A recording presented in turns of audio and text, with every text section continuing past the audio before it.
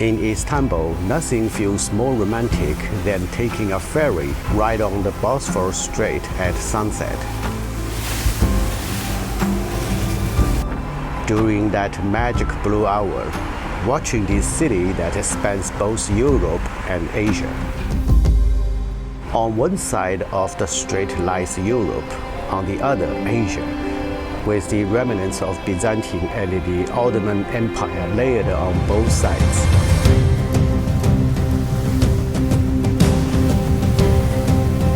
I prefer its older name, Constantinople, though back then it only referred to part of Istanbul's European side.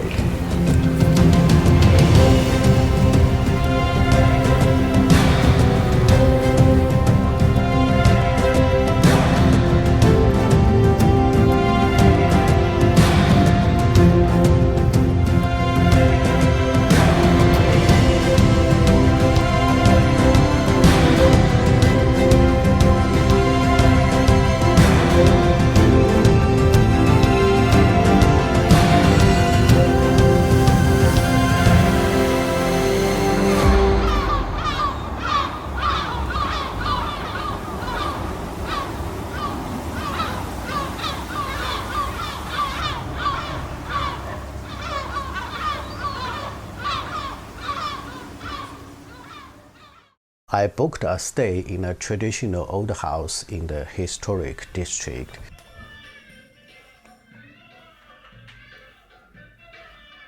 The room was nice, but the street below was packed with restaurants, so it was quite noisy at night.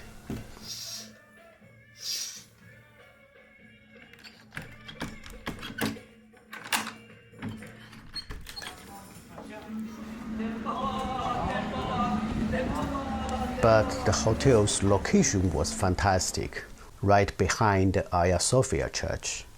In the morning, I had a healthy breakfast on the rooftop terrace. I enjoyed the view of Marmara Sea on one side, Hagia Sophia Church on the other, with seagulls joining the scene.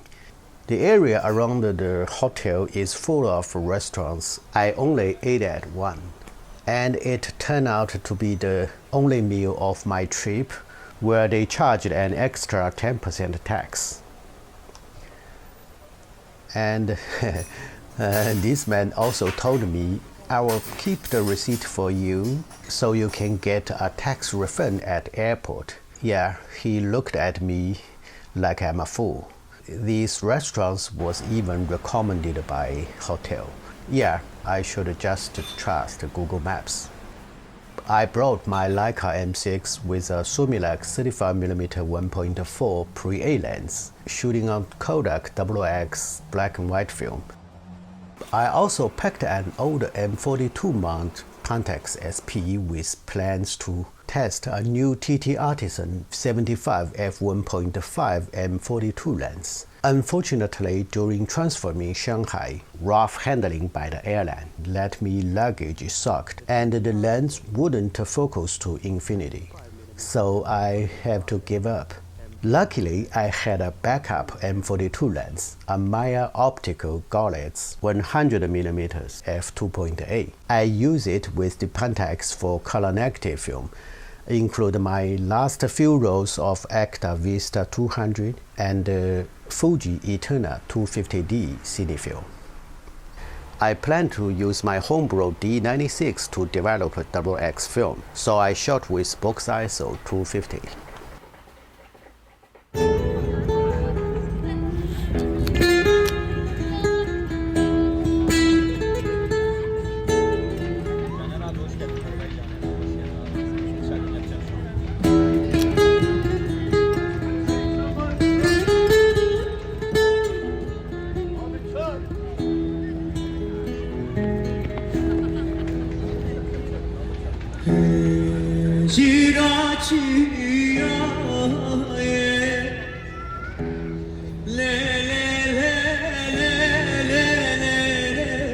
With my film camera, I started exploring Istanbul from a mosque in Eminönü. The old city on the European side is chaotic, noisy, buzzy, crowded, but endlessly fascinating. Any unpleasantness melt away in the excitement of wandering through this charming city.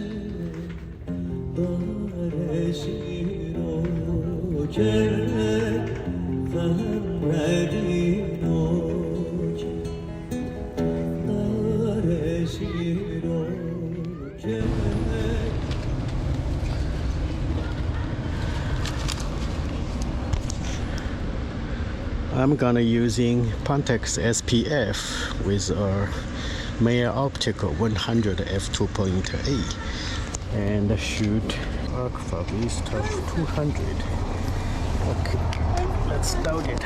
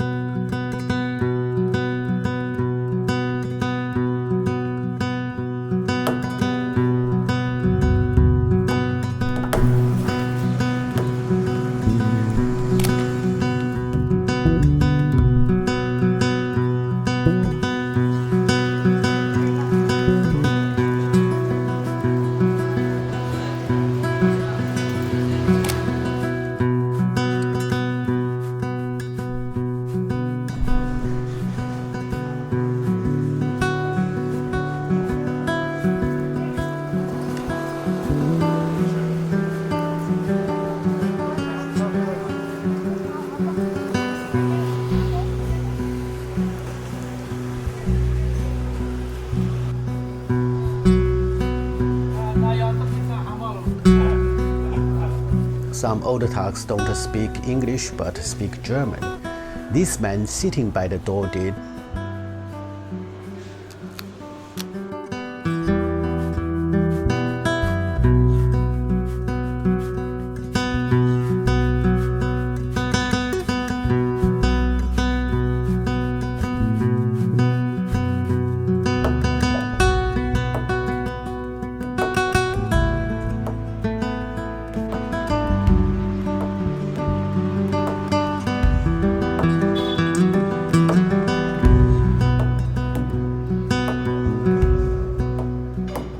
He also sells sandwich. Looks great, so I asked him to make me a sandwich. It was delicious and huge for only 180 lira. But I don't like they put a little bit of salt in it.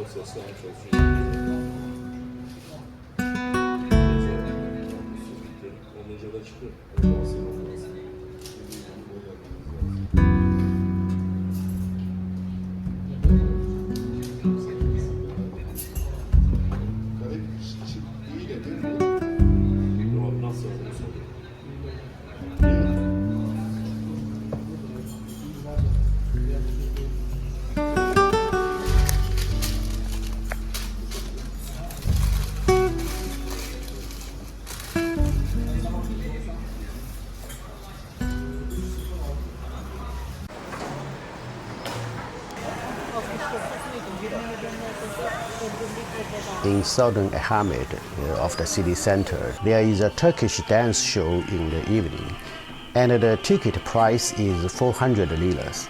The guy selling tickets is talking a lot. He said that the reason why Turkish people have bigger ears than Asian people is because they eat too much and they eat 7 meals a day.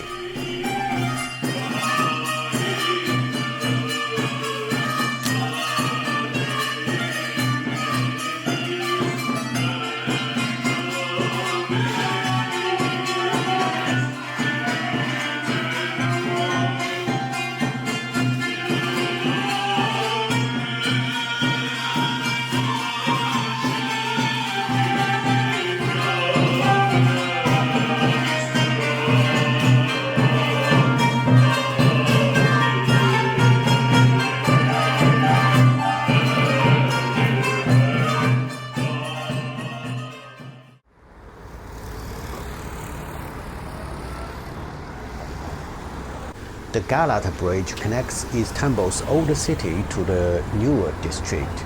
Here, locals fish all along the bridge, and the Turkish life feels laid back.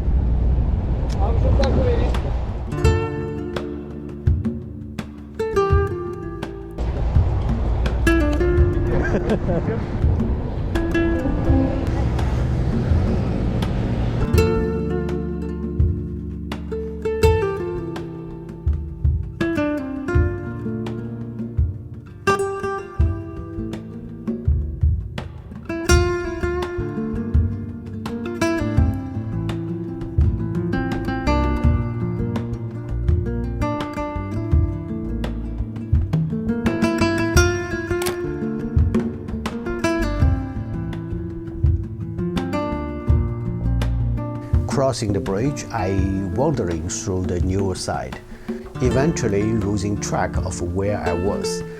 I'm someone who never makes travel plans.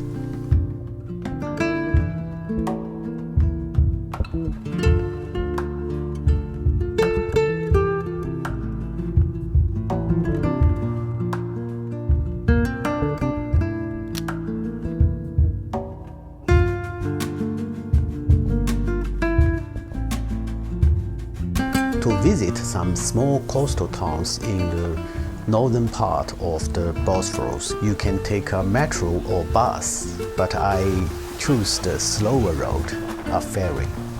Istanbul's transportation is affordable, about 30% of Japan's coast. Taxis might be the cheaper too, but there are plenty of traps for tourists.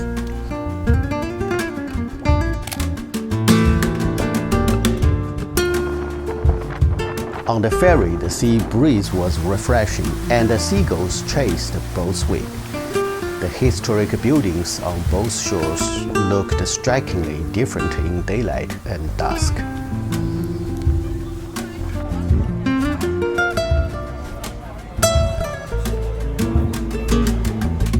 The ferry crossed north along the Bosphorus for almost 2 hours. Finally, arriving at a small town, I randomly picked on the map called Buyukdere.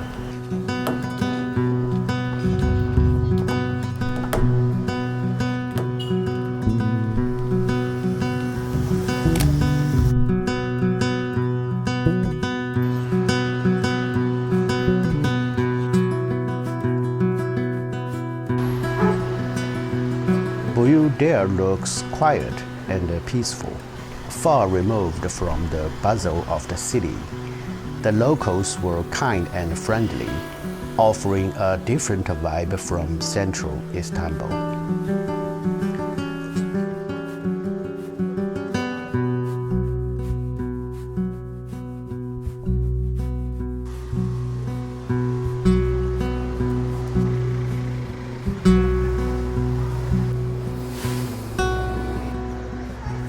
I had lamb ribs for lunch at a seaside restaurant where I was the only guest.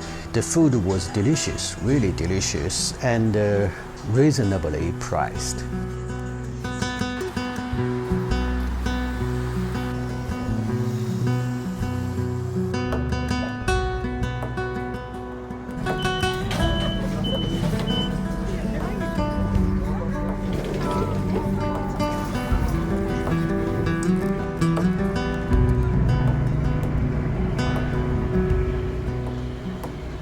Buyukdere was the farthest point I visited.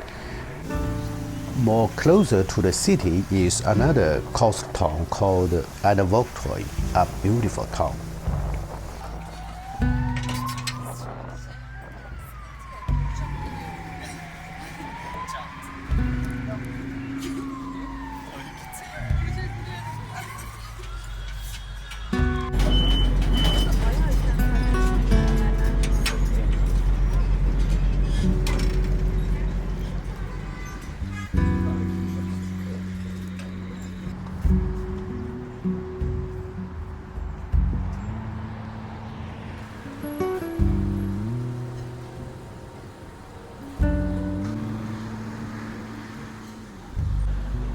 This area seems home to many affluent residents and feels a bit like Europe. No, actually here is Europe. Walking up a slope, I turn around to catch a view of the strait and the mosque on the opposite shore.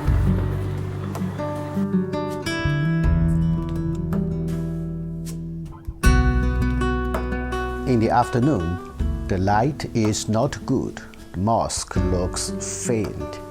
I shoot it on Fuji Eterna 250D film. Though the results were underwhelming, I took a break for food and coffee, then returned later to take more shots in better light. There is a popular seafood restaurant called Adam Baba at the foot of the hill. Known for its fair prices and good taste, it's popular, so expect a long wait on weekends.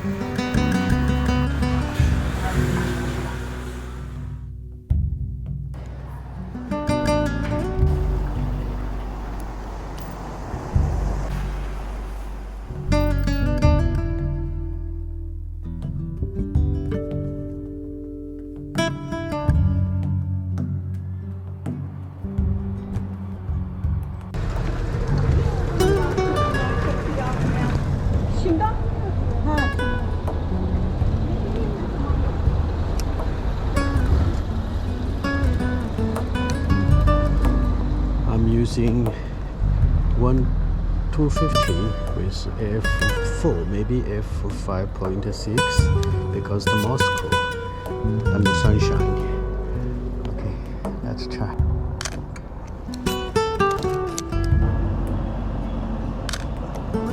I switched to Agfa Vista 200 film. Well, the results were not exactly what I hoped for.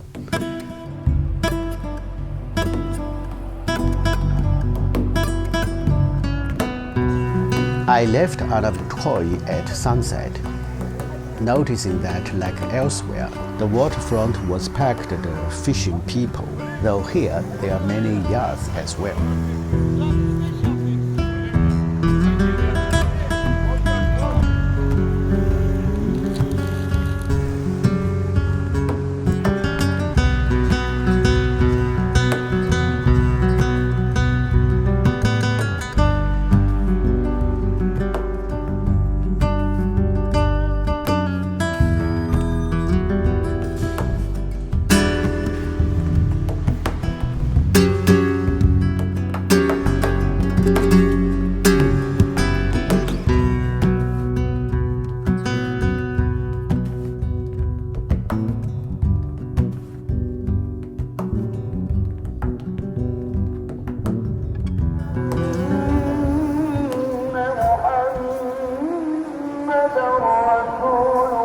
Ortakoy Mosque sits by a large bridge along the Bosphorus and looks beautiful at sunset.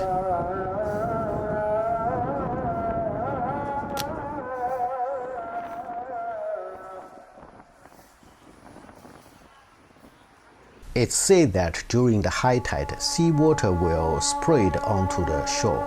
I didn't witness this, but perhaps it happened in winter. I think Istanbul might be even better in winter with few clouds.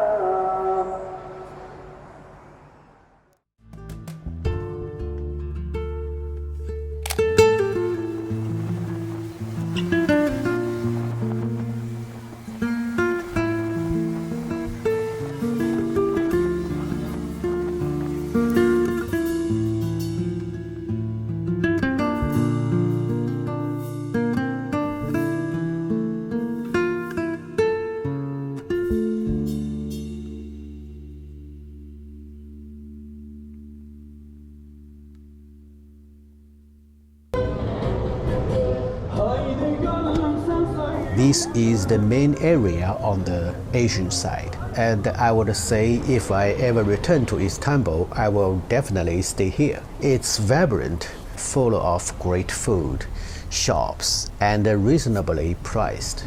There seems to be a football match today, and the fans reminded me of 20 years ago in Munich, Germany.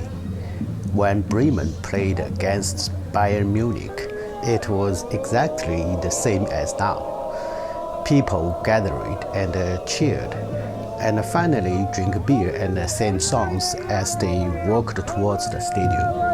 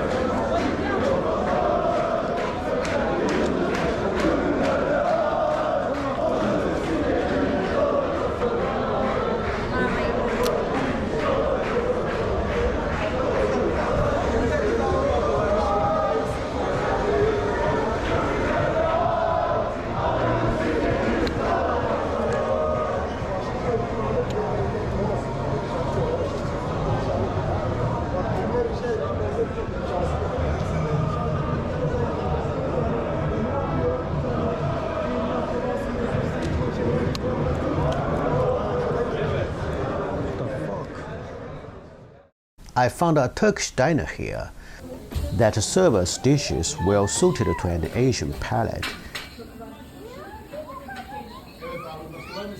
especially the braised lamb shank, which I end up having several times.